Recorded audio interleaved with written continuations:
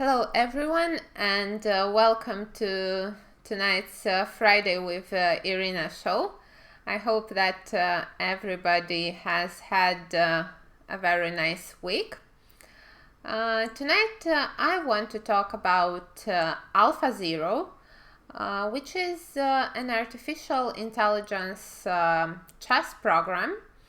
And I think it changed quite a lot how we see chess today and how professional chess players prepare for the games. Hello Greg, hello Jan van Chess, nice to see you on the stream again. So for those who don't know, AlphaZero was and is an artificial intelligence chess program which works like an engine, but a different one. So normally engines just have real big power and calculate all the possible moves on the board, all the variations, and depending on how many CPUs one has, it goes better or worse. Well, AlphaZero is different because it learned chess itself without calculating, let's say, its way through. So in order for it to become the best engine in the world after winning the match against Stockfish, it prepared for only 9 hours for the match, and well, actually it learned chess from zero. And during this preparation, AlphaZero played against itself about 9 million games. So that was the whole preparation. And unlike how we chess players do when we prepare for a tournament, we usually take a look at our opponent's repertoire, see what they play, choose something for each of the opponent individually. Well, AlphaZero did not check any of the Stockfish games and no games of all the classical masters or the contemporary chess players. So it just took learning chess from zero, and that's why its style is unique and quite interesting to look at. So today I've selected a few games of AlphaZero versus Stockfish, and we will have a look at them. Well, first of all, how does AlphaZero work? It is learning, as I said, rather than being programmed. It learns from examples, and it's not automatically drawing on pre-specified human knowledge. Another thing which is different about AlphaZero is that it's very specific. So the algorithm applies general principles and can be applied to many domains. Actually, the developers of AlphaZero created AlphaGo, AlphaShogi, which also quickly became the best engines in those games. It is also rather grounded than logic-based. So learning is based on concrete observations and not on preconceived rules. What else? Well, it's more active than passive. The machine explores the game rather than being instructed by a human, as the other engines do. And okay, let's see the first game. I actually bought a really nice book which I strongly recommend for the ones interested in artificial intelligence and chess.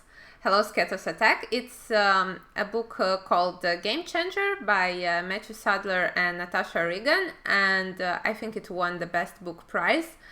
It is a very interesting read for both professionals and non-professionals. Hello Sperry, nice to see you. Hello Sketos Attack.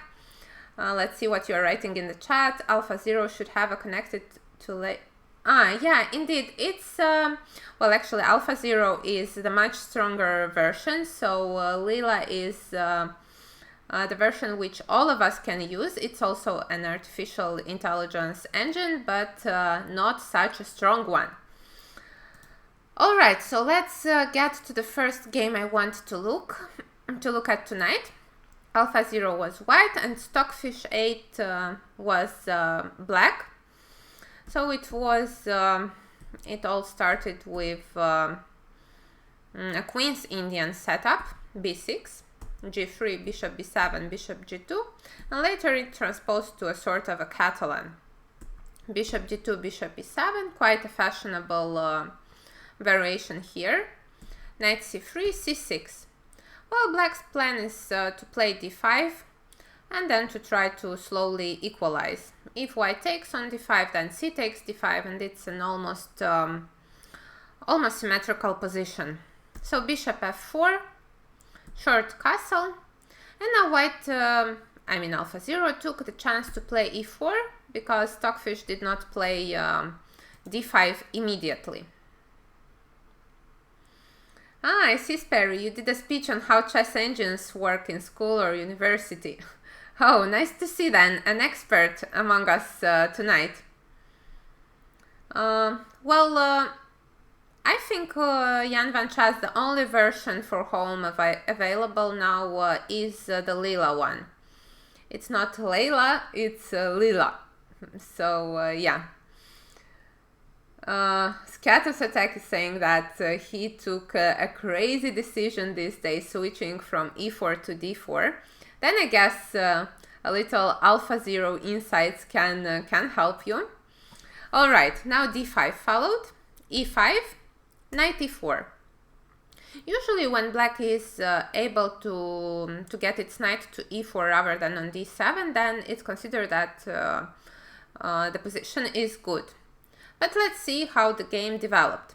C takes d5, c takes d5, quite logical, short castle. Knight takes c3 now, b takes c3. Now black's plan should be something on the queen side linked with attacking our somewhat weak pawn on c3. Bishop a6 followed first, rook e1, knight c6. And now one of the beloved moves of AlphaZero, h4. And I noticed that it became a trend in elite human chess as well, to push this marginal h or a pawn as much as possible, and then after an eventual h6, g6 to exchange all the pieces and to say that, alright, the endgame will be better for us because of the weak pawn on h7 and the eventual passer on h6. So let's see how AlphaZero makes that happen. Rook c8 followed, a logical move. Probably black wants to play knight a5 and try to do something on the semi-opened c-file.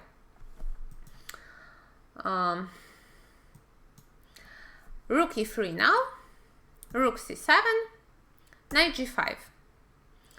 Well, we will see what's the idea of this move after white's next move, which was h6, knight h3. And I have drawn here a lot of arrows of all colors. And it is very interesting to... Okay, let me put the position here so that you don't get confused of all that arrows. And just imagine the knight goes to h3 here. Well, Stockfish gave the evaluation 0.00, which is the most evil evaluation that engines can give. And it is really hard for humans to understand. Okay, the position is 0.00, but maybe black has only moves to find, or maybe white has only moves to find. Or, well, we're not playing against engines usually, but we're playing against humans, and how to choose a 0.00 option, which makes our opponent find that only moves, let's say. So unlike Stockfish, AlphaZero is not is not so keen on these 0.00 evaluations, and in this position it assessed it like a 66% probability that white's gonna win the game. So it's very interesting to see such a big difference in evaluation. So after the knight goes to h3, we are claiming that, AlphaZero was claiming that the potential attack on black's king is much more dangerous than all black's counterplay on the queen side. And it can actually be quite easily supported, this argument, because, well, we have two bishops, knight, rook, and queen, all potentially helping to attack black's king. And in the same time, black has only two pieces defending it, the rook on f8 and the bishop on e7. Maybe the queen on d8, so it's basically 5 versus 3 in the best case scenario. And this is a very interesting thing, that AlphaZero is really good in these so-called slow burning attacks. Not anything very concrete and direct. Because the other engines like Stockfish, they are good at calculating variations, 20 moves, 30 moves, 40 moves variations. 40 half moves. So that's 20 whole moves for both of the sides. And it's interesting how it only thinks mostly like a human. So if a human looks at this position, if I look at this position, I'm saying, okay, white is much better. My attack will be slowly coming towards black's king. And it's of course really pleasant to play this kind of positions when you feel that there is no danger to lose and you can only win. So basically you're playing for these two results in the position. Let's see, let's read the chat before hitting this game harder.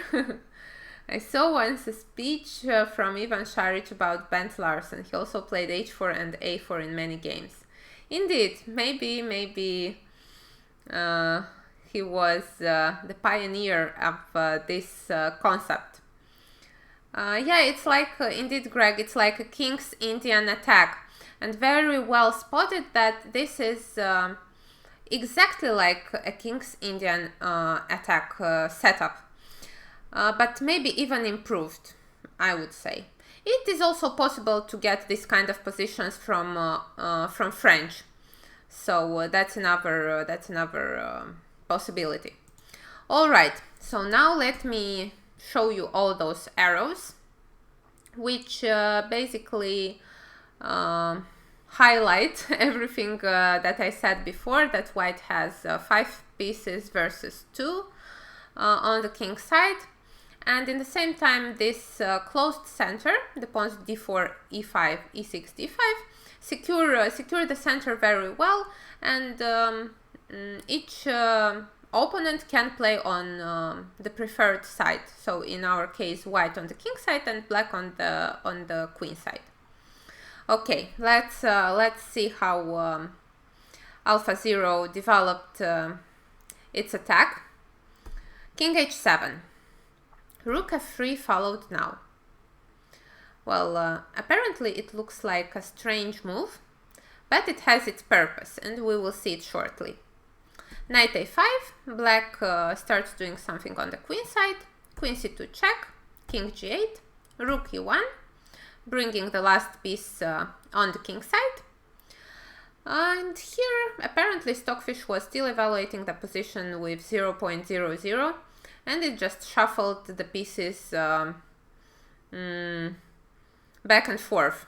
So king h8, queen d1. Now it will be interesting to see what will be white's plan, how to improve the position. Knight c6 followed, bishop e3. Bishop e3 is meant for what? Let's see. Let it be the first question of tonight's show. Why bishop e3? why did AlphaZero play this move? And then we will see another concept, and actually it's a principle which one of my coaches taught me many years ago, and it's interesting to see it in an engine game. So let's see, will anyone find the idea and the principle linked with it?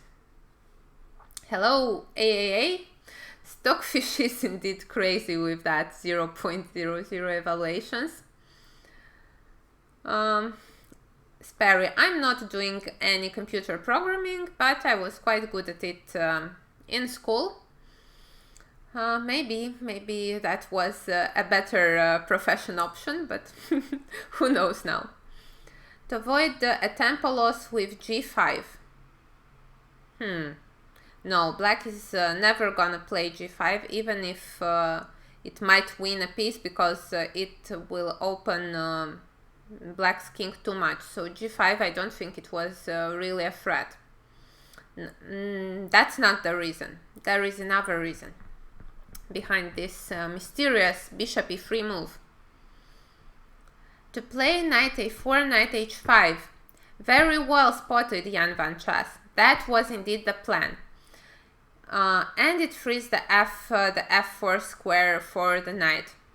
And the important thing which, and the principle which I learned from my coach, was that in positions when you don't know what to do, how to continue, let's say, the attack or the pressure, you should find a piece which is badly placed and try to find a way for it to become a good piece. So in this case, we can see that the knight on h3 wasn't doing absolutely anything.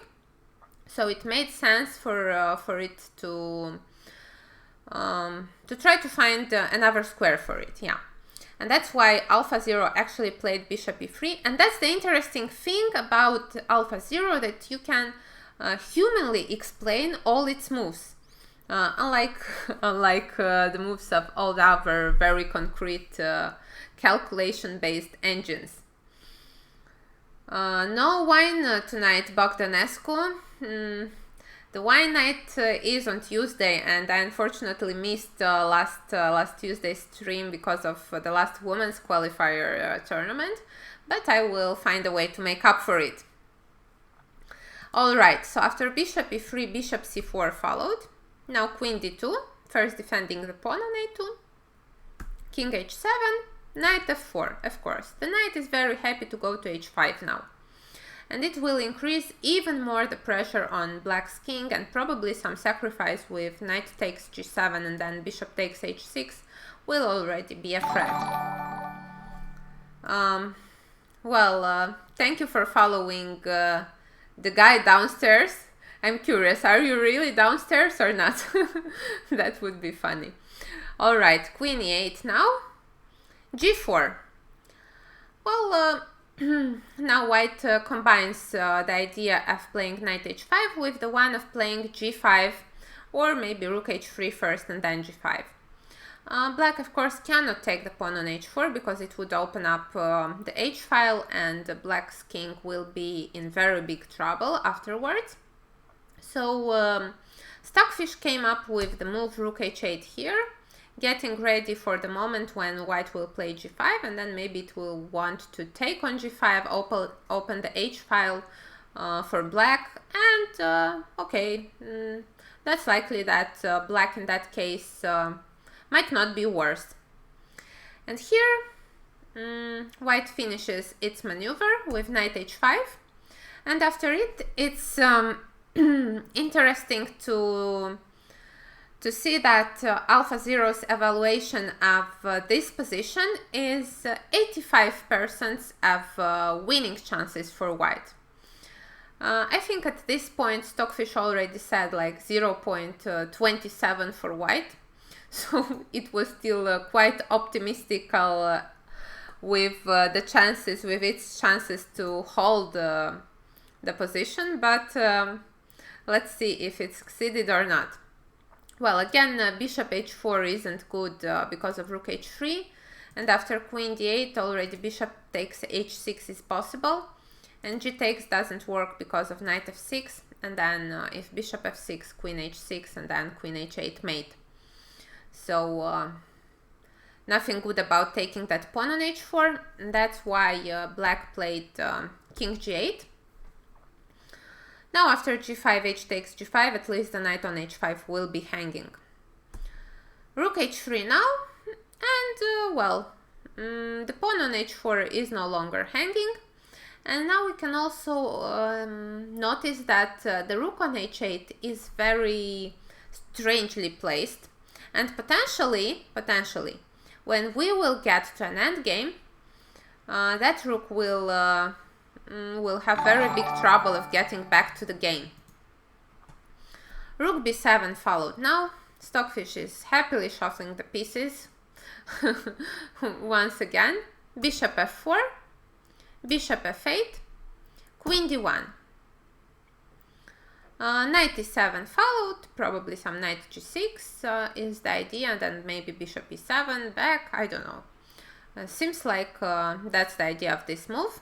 Bishop c1, getting away from that tempi after knight g6. b5, black wants to probably make some kind of fortress here. f4. And now what will be AlphaZero's strategy after this f4 move? Will it want to continue the attack on the king side? Or maybe you can come up with another suggestion. Everything should be connected to that bad rook on h8.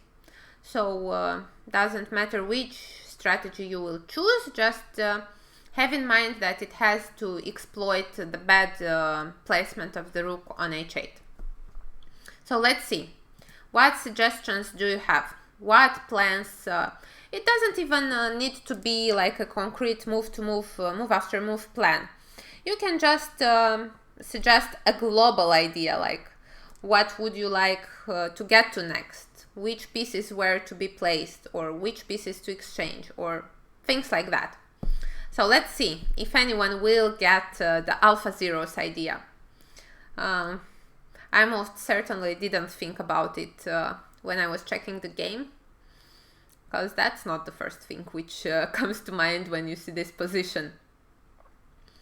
So Greg is saying that f5 idea or bishop f3 to get rid of bad bishop. Of which bad bishop? Of black's bad bishop or of ours good bishop? Because I would say the bishop on c1 is quite a good piece now. Well, but you have a seed of truth in what you said, but the plan shouldn't be anything about an attack, and that's where it gets interesting. Now AlphaZero realized that this bad rook on h8, you see there are 3 more pieces on the 8th rank, it will never get back to the game in time. And while it is on the king side, if we continue playing something like g5, f5 will be quite difficult to achieve. So if we play something with g5, then we just open up that rook. So here AlphaZero came, you'd call it winning for white's parry. Yes, that's what I'd call it as well.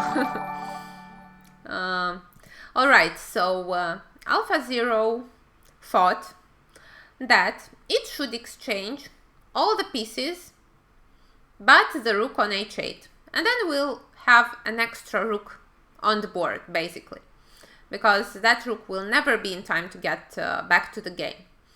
And unlikely as it might seem, here in this position the best, according to AlphaZero, is not to attack on the king side, but to go for an endgame. Of course, that cannot happen immediately because the position has quite a closed character, but that's where white wants to get. And that's why bishop a3 eventually will be a good move. So, yeah, you had the point of truth in what you said, Greg. AlphaZero is a Google chess program to prove neural networks. Well, that's probably true. And actually, I read that They tried this using these artificial intelligence programs which learn by themselves, not only for this game, but for solving more global problems, like, let's say, global warming, or the big pollution of our planet. So they want to see if the program, learning by itself, can come to some conclusions which we cannot reach, and solve our problems. And this was basically the purpose of this whole experiment. Yes, maybe solving corona can be realized with this artificial intelligence program. Maybe. I think they might have tried it already. So if you know anything about that, I'll be very curious to hear it. All right. So f4, rook b6, bishop a3 now, knight g6, and here we are. AlphaZero succeeded exchanging the first piece. Knight takes f8, queen d2. Now we will slowly try to exchange the next ones. Queen c8, rook f3, queen d8.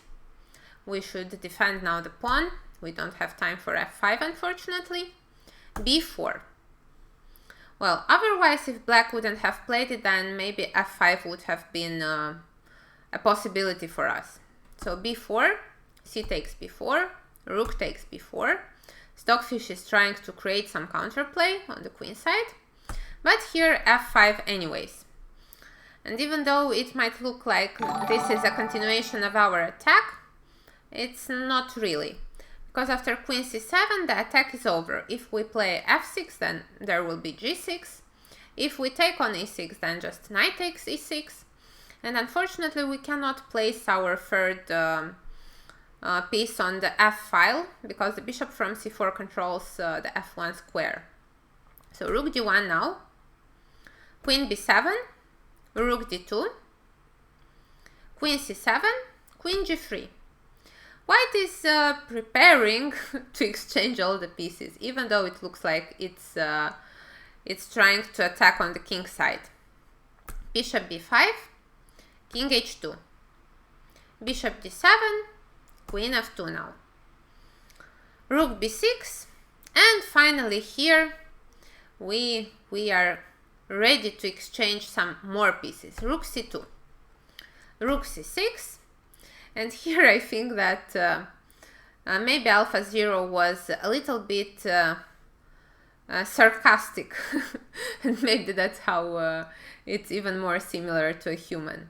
It played rook b2, and actually now the threat is to play rook f2 b3 than rook b8, so black has nothing better to do than go again for the exchange after rook b6.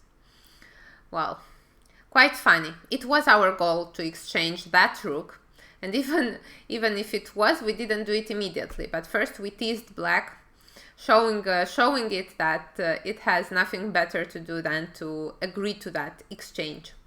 Rook b6 followed. Bishop f1 now. Well, white is trying to bring the pieces to the queen side, now that rook on h8 is trapped on the king side. Queen b8, rook takes b6, 8 takes, and now it is time to seal the king side for good. f6, g6. Of course, now it cannot be that any attack will happen on the king side, but it only illustrates how good is AlphaZero in this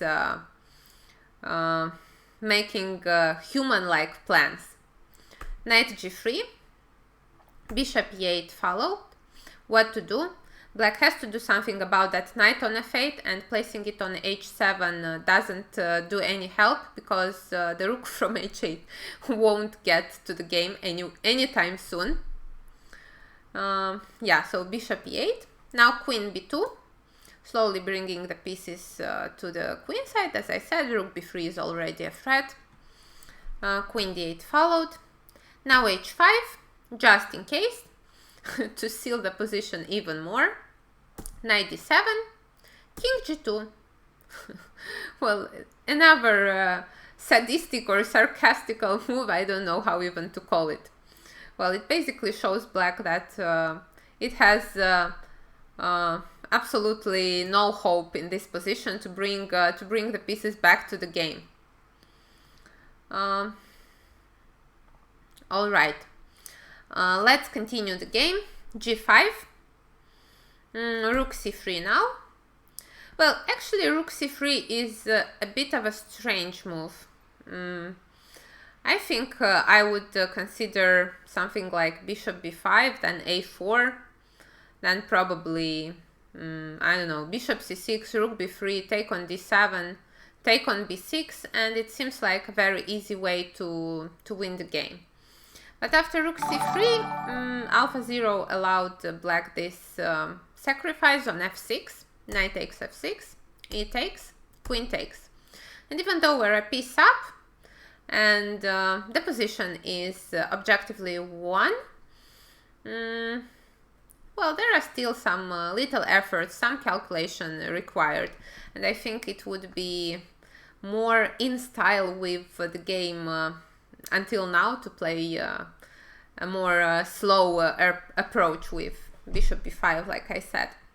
But well, after Rook C3, AlphaZero did not have any problems in converting the advantage, and after some moves, the game ended with White's win. So a really interesting game, I would say, and it shows how AlphaZero basically evaluates the position and makes plans like a human rather than an engine. We won't see very often 0.00 evaluations with all the pieces on the board. So that's a thing which I definitely liked about AlphaZero. And another thing is to remember is about this move of the marginal pawn.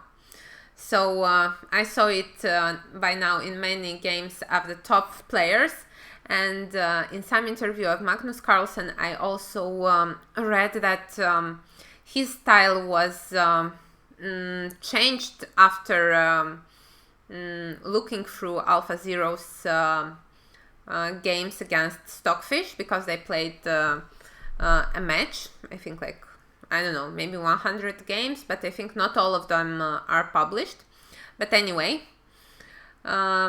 it is interesting to see how these engines and machines affect the top players' styles. Bogdanescu is saying that Stockfish is still number one. Well, it's not, because it lost by quite a big margin the match against AlphaZero. So indeed, chess and Chinwag, AlphaZero is the number one engine. Alright, and now let's go to another game. Just a second so that you will also be able to see it. Here it is. That's actually an example which illustrates that AlphaZero has a very active style of play. It doesn't like to suffer, you know, these kind of positions which sometimes the engines, the other engines like Stockfish, give again this 0.00 eval, but you are passive and you have no chance to get active, and you just have to hold the position every move to play a passive move, to defend. Of course, it is not how humans work, and humans are not able to defend for 50 moves with the most precise move like Stockfish. And it's interesting to see that AlphaZero also doesn't like to go to these positions, and it prefers to go to, let's say, to sacrifice some material and to have some human-like chances rather than defending for 100 moves that passive positions. Sperry is saying that he managed to defend for 50 moves against me. Well, I guess you were an exception, Sperry. I still remember our game. Indeed, Very good defense by you. You should be a Stockfish fan then, not an AlphaZero one. I think, well, it was a lot of fun, but not for me. Because I really wanted to win that game. I still remember that. Hello, STR I am fine. I hope you're too, and you're enjoying tonight's show. Yeah, I knew that, Sperry, that you preferred Stockfish over AlphaZero. Okay, so now let's get to this example, which illustrates very well how AlphaZero doesn't go to these passive positions. Actually, the opening choice wasn't the choice, let's say, of the engines. So they had to play one game with white, one game with black in every opening preset. So let's say in Philidor, in Rui Lopez, in Pirc, in Alekhine, in every main line and sideline. So here it was preset that AlphaZero had to play the Pirc.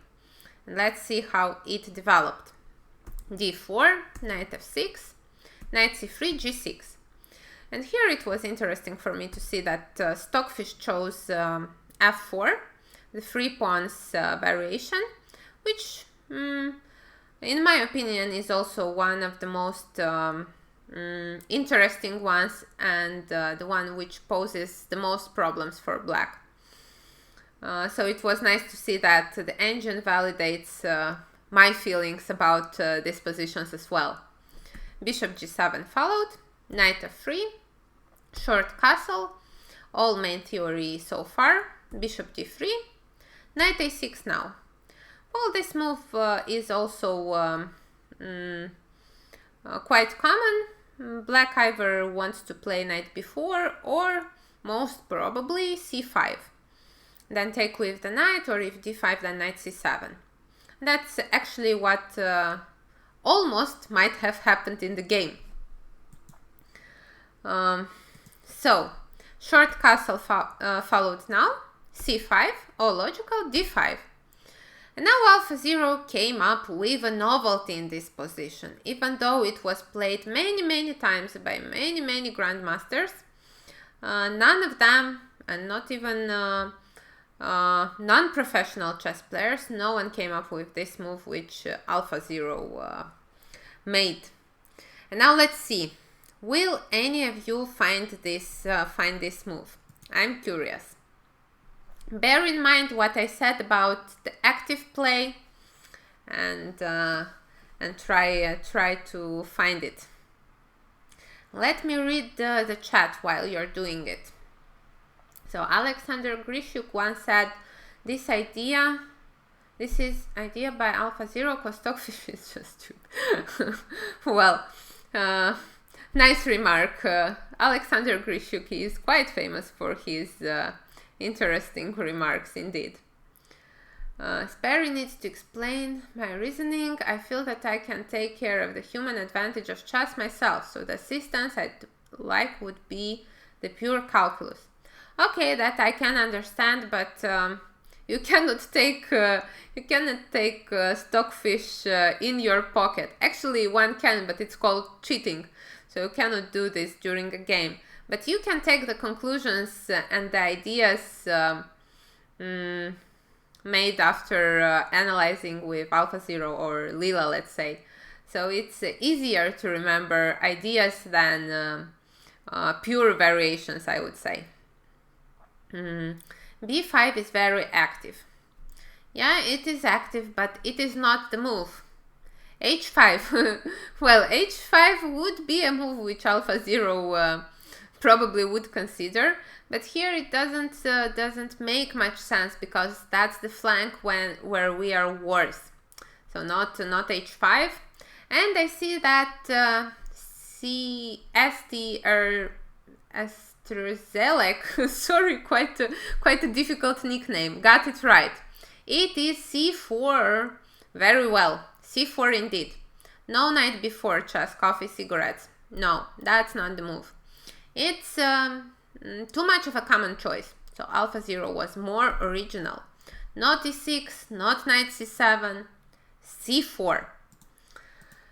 Well, the idea is quite common from the Benko and Volga openings. So maybe the players who are familiar with those would have had a better chance of finding it. Now bishop takes c4 is forced, and the follow-up is b5. And AlphaZero claims that because of that two semi-opened files, the b and the c1, it will get some compensation for the sacrificed material. The point is that bishop takes b5 is not possible due to knight e4. And now taking on e4 would be met by queen b6 check, and the bishop on b5 is falling. And bishop a6 is not a good intermediate move because we have our intermediate move, knight c3, and the queen is hanging, and then we'll take the bishop, and it's actually white who will be busted. So after b5, the move is knight takes b5, and black continued with knight takes e4. And here we can see that black's a pawn down, and actually it AlphaZero assessed its chances somewhere around 30%, but actually it was able, because of the activity of the pieces and open files, it was able to hold the game, and eventually it was a draw. Knight e4 tactics indeed. Strozilek, you're AlphaZero. Yeah, it seems like you have the AlphaZero feeling. Well, and that is this example which I wanted to show, that in this position, when there were so many moves tried by humans, knight c7 with the idea e6 or b5 later, rook b8 again with the idea of b5, bishop g4, no one played this move, c4. So AlphaZero has this originality as well. Alright, and now let's get to our last example. And this is a very interesting one, and I liked it actually the most. let me show it to you. I liked it the most because I saw humans making use of this AlphaZero knowledge and experience. It is really interesting, and it's even more interesting because it occurred not in men's games, but in the games of top women's players.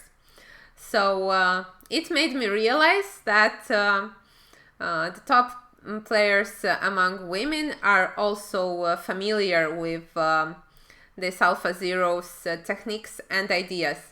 And actually, the book was written, I think, 2 years ago, and the games were made public around that time as well. And even though I wanted to study them, I got to the chance of it only last year.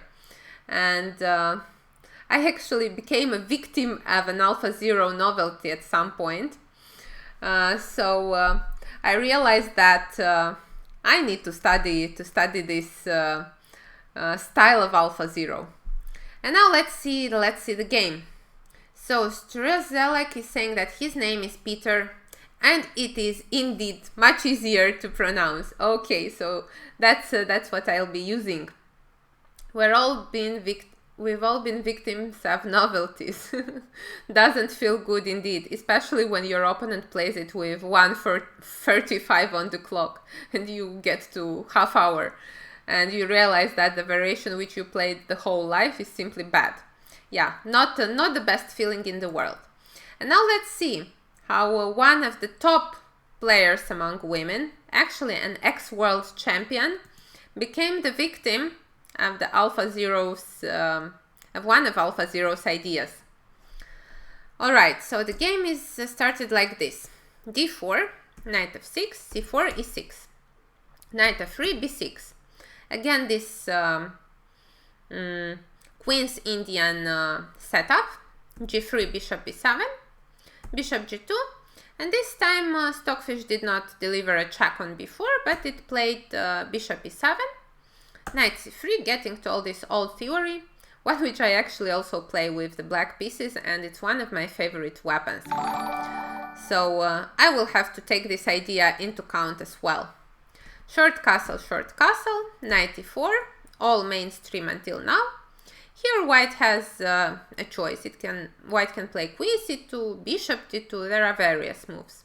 Bishop d2 is one of the main lines, and it is what happened in the game. You prefer Queen's Indian with bishop a6. Well, there are games between those Stockfish and AlphaZero in that opening as well. I mean, in that line. So you can find them in Mega Base actually. d5 followed, another main move. C takes, e takes. Queen b3 now. Well, this has been played before. White's idea is quite simple, to try to make some pressure on the d pawn and to force black take on c3 and play c6 at some point. And then white will try to make e4 happen, open up that diagonal, and claim that the pawn on c6 and the bishop on b7 are a reason for black to be worse. And that's actually how many games developed. But Stockfish played c5, which I also consider to be one of the best moves in the position. Bishop f4 followed, knight a6, rook fd1. This concept was new, and it was introduced by AlphaZero. The humans until now, they were taking on c5, and then trying to play against that isolated pawn on d5, because b takes c5 is not possible, the bishop on b7 is hanging. But rook fd1 is a very strange move, and when I first saw it, I didn't understand what was it about. And I think Alexandra Kosteniuk, who was the player with the black pieces, also did not really understand white's idea. With the white pieces, a young Iranian player, one which is already quite renowned and staying strong there in the top, Sarah Sadat Hadem Al-Sharia. She was the player with the white pieces and the one who used this nice AlphaZero's idea. 1 year after it was played in the Engines match. So c4 followed. That's the most obvious move, and one which I would probably also make. We are very happy to not to go to that isolated pawns positions, and instead we are launching an attack on the queen side, the pawn's majority attack. This time probably we want to follow up with knight c7 or knight b4, then b5, b4, and so on. And at the same time, it doesn't look like white can do something in the center, because normally when the position in the center closes up, or like in this case with c4, white's idea would be to make e4 happen. But it doesn't look like white will succeed doing so. Anyway, queen c2 followed. Let's see what was AlphaZero's idea in this position. Knight b4, queen c1. And here is where Kosteniuk deviated from the original AlphaZero versus Stockfish game, which continued with queen d7. Let's check first the Engines game, and then we will get back to the game between Sarah Sadat and Alexandra. Alright, queen d7 was played, h4. Of course, I should have let you guys guess this move, because I think the probability of you getting it right was quite high. Well, sorry for not letting you this small pleasure. Anyway, I believe you would have found it. Rook a to c8. Well, it is a logical move. It will support that b5 and eventually b4 idea. a3 now. Knight takes c3, a good move. B takes c3 and knight c6.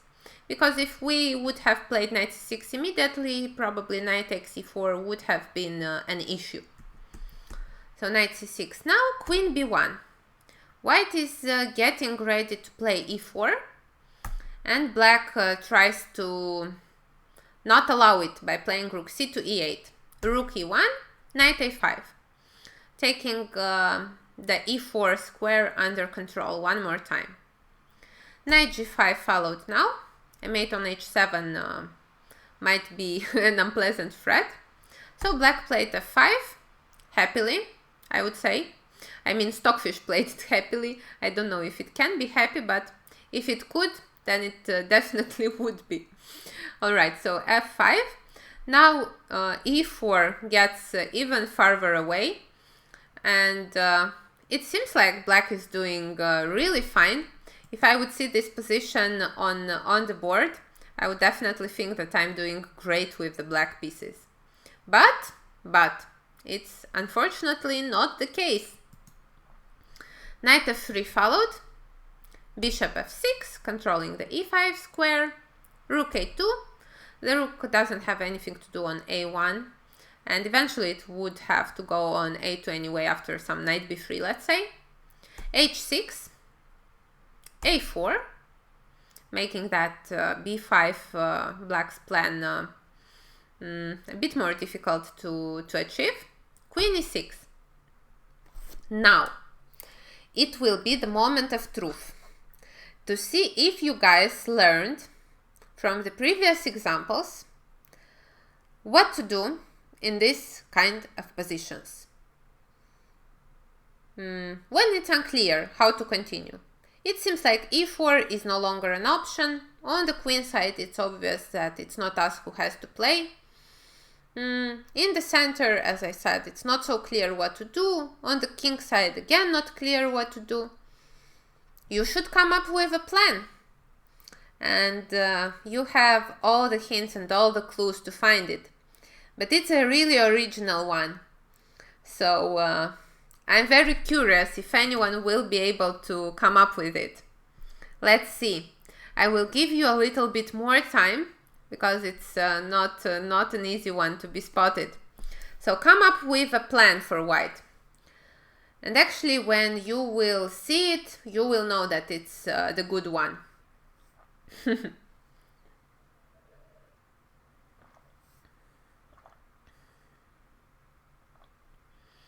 I will play bishop h3.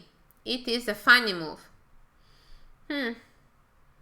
What would be the idea? To just attack the pawn on f5. But it's not a plan.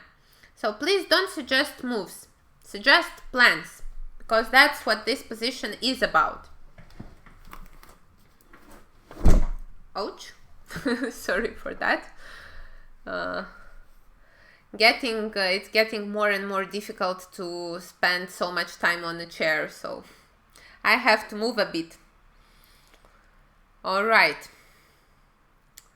Let's see, will anyone come up with the good plan?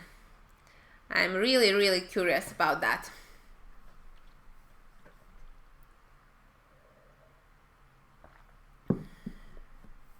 Do you remember the principle which was taught by one of my coaches about finding a bad piece and making it a good one? One more hint? Let's see if it will be useful for you. You're more about cool plans rather than good plans. Okay, cool plans should be good during summertime and during hot days. But it would be good for the cool plan to be good as well in the same time. Okay, I see you again suggesting moves. Knight e5 definitely improves the piece. So you are saying that the knight on f3 is bad, and you want to improve it by placing it on e5. That's a possibility. I can call it a plan, but after knight e5, when your knight becomes a good piece, it will be immediately exchanged or captured after either knight c6 or bishop takes e5. So this is a plan, but one which is very easy to be refuted by black. So not good. It's not this one's parry. You're saying about the bishop on g2. Okay, but the bishop will still be on g2. So if you take the knight to e5, that bishop doesn't really improve. No, that's not right. Let's see another suggestions. Chess, coffee, cigarettes. Opening the king side with something like f3, g4, king h2, then bring the rooks to f and g files. Well, that is how a real plan should look like. But it's not the correct one. Because, as I said, on the king side, it will be very difficult to achieve anything with an attack. Because in the moment when you will go away with the knight from f3, I will play g5 immediately, and it will be me who will be attacking, I mean black, who would be attacking on the king side. So not this one. Plan to prepare e4 break for white. Well, that would be a good plan, but I'm not sure that it's achievable. Let's imagine that we play knight d2, f3, and then e4 is almost ready. But after g5, we are losing a piece. So not easy to be achieved. Hello, Play Smart. Welcome to the stream. We were missing you here. If we ain't using the e5 square, then we use the a3 square. Bishop c1. Bishop c1. Well, it is an idea, but when that bishop will get to a3, it won't control g5. And black will have a very, very nice g5 move, after which our king might be getting in trouble. So it's not bringing the bishop from f4 to another diagonal. Not good. And I see that you are slowly getting to the right plan, which is first to stop g5. And how do we do it? Very well. Chess, coffee, cigarettes. You found the right way. h5. Very well, Greg, as well. h5 is indeed the correct plan. But it is only the beginning of the plan. h5's idea is to transfer the knight from f3 to g6. And you will see how that will happen.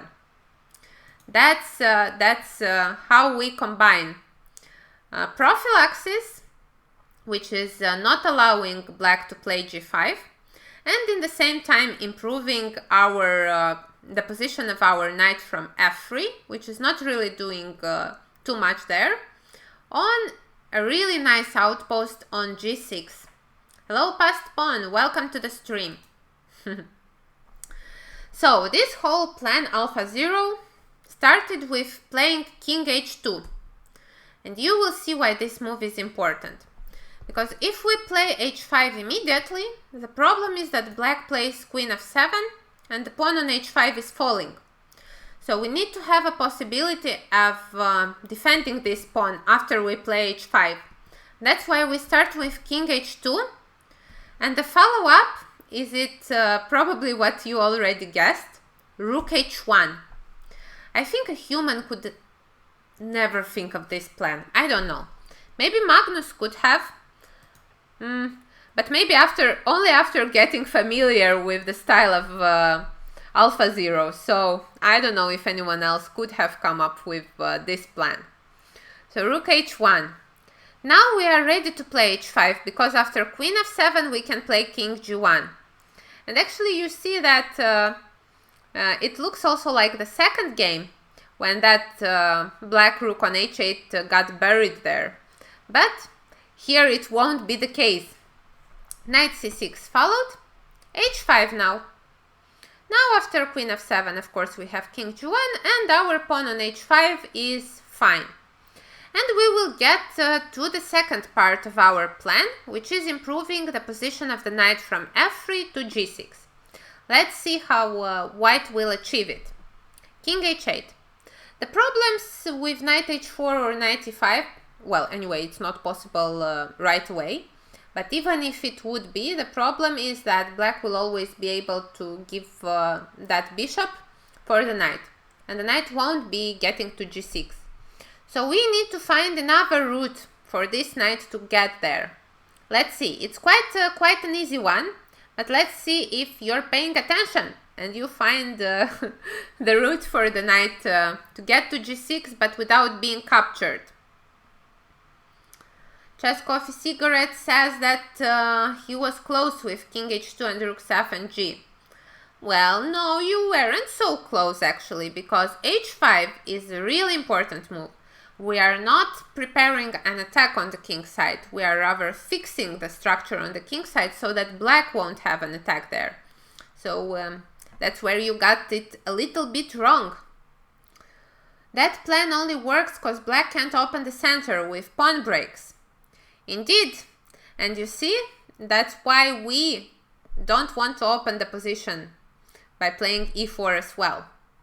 Knight g1, knight h3, then the bishop goes, knight f4, knight g6. Very well. Jan van Chess, Deep Bobby, very well spotted. That's indeed the right route. And you see how this rook from a2 defends the pawn on e2? How this was foreseen by white. So knight g1, oops, sorry, a little mouse slip. Knight g1 is indeed the move here. Queen f7. Now bishop f3. The bishop is defending the pawn from h5. Rook d8. Knight h3. King g8. And what is the right move now for white? Let's see. Which is the right one? It's a very easy one. Bishop c1. Very well, Sparry. Very, very, very well. Yes, we did already call it. And now it is the right move because it makes room for the knight to go on f4. Rook f to e8. Queen b5. Now with the knight on f4, black might start getting in trouble with that pawn on d5. So queen b5 increases the pressure on it. Bishop b7. Rook d1. Now there is no reason for that rook to be on h1 anymore. The bishop from f3 is defending the h5 pawn very well. Knight a5. Queen b1. The pawn on f5 is under attack, so bishop c8. Knight f4. Bishop g5. And now, what should white do? Should we allow black to exchange the knight or not? How do you think?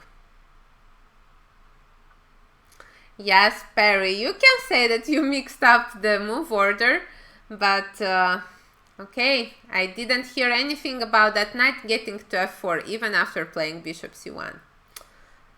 No, right, play smart, very well. We should not exchange that knight. For we did so hard, we tried so hard not to get it exchanged. So we definitely shouldn't allow it. Knight g6, Greg. Very well. Knight g6 is indeed the move. Now bishop takes c1, queen c1, and let's see. Let's take a moment to assess the position. How it looked before playing h5 and how it looks now. So here at move 25, Stockfish was saying that black had an advantage. Wait, it was before. Well, here, somewhere around here.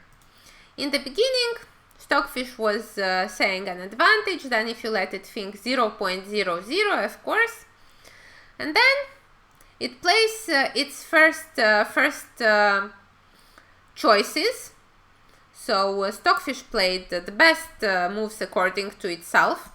But here, when the knight is on g6, let me get to the position.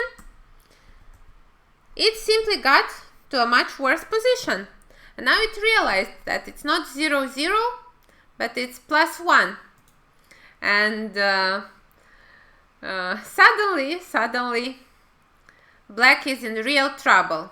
And the knight on g6 is the killer here. And black has problems with defending the pawns on d5, on f5. Also a problem is that he exchanged the dark squared bishops, and now the e5 square becomes weak. And we don't see any counterplay for black coming, right? Was there a way for black to foresee white's plan and possibly bring the bishop the b7 bishop to e8 and then exchange the knight. Long question. Well, that is indeed a long question. I'm not sure if it was possible, but probably when you would put the rook on f8 and the bishop on e8 and something like that, probably then either the d5 pawn would become a target or e4 would happen. So I guess that wasn't possible to be achieved, otherwise Stockfish would. So let's see how the game continued and how AlphaZero won this game, converting its advantage. Bishop e6, knight e5, queen c7, rook b2. Of course, if black would play knight c6, then we would go back on g6 and then maybe on f4 in case of knight e7. So that knight will never be changed. Black played knight b7, trying to bring its own knight maybe to e4. I don't know, maybe that was the initial plan. But rook b5 happened. Now knight d6 is not possible because rook d5 is a really unpleasant sacrifice. So knight a5 back, queen f4, increasing the pressure on the f5 and d5 pawns. Knight b3, knight g6. And it's funny how this whole game is only about this knight. So you could call that this knight was the winner of the game. Jan Van Chess is saying that the question is if AlphaZero is an alien engine. Was he born on Alpha Centauri and sent by aliens to us? No, it was created by humans. So it was us. Okay, not us precisely, but I mean us as humans who made this invention. So I can take some pride of that fact. And I think everyone can. Queen c6 followed. Queen e5 now. Now the bishop cannot go anywhere because of knight e7 and it's a fork. So queen d7, e3, slow move, allowing black to do something. Unfortunately, there is not too much to do in the position. So knight a5 back, bishop g2. Now nobody is attacking the pawn on h5. We can improve the position. Knight b7, rook a1 now. Maybe at some point we will want to open up the position with a5. King h7, knight f4 back. Now the pawn on d5 is under attack. Bishop g8, forced. And even though it seems like we're losing the queen, that's not the case. We have a nice sacrifice here. Rook takes d5. Well, rook takes e5 here doesn't work because of rook d7 and then capturing on e5.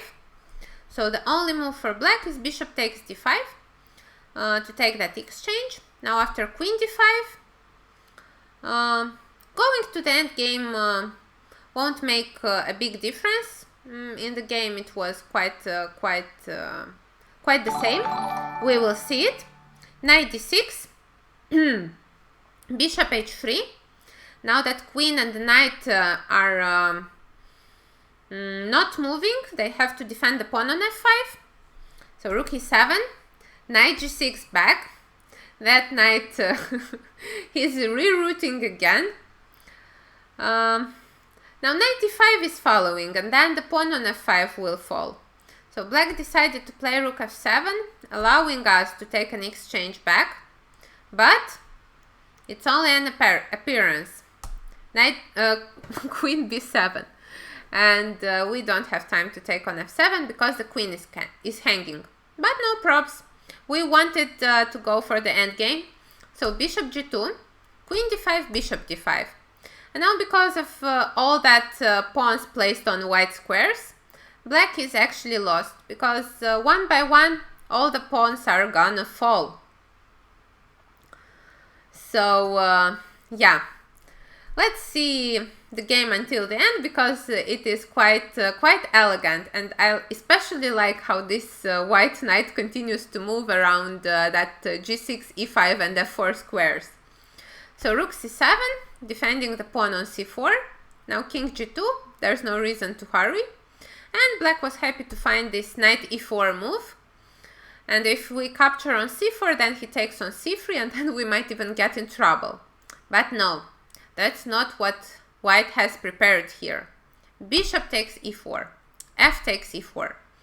And now the knight on e5 is better than a rook, and we'll see why. f3. Now e takes f3, king takes f3.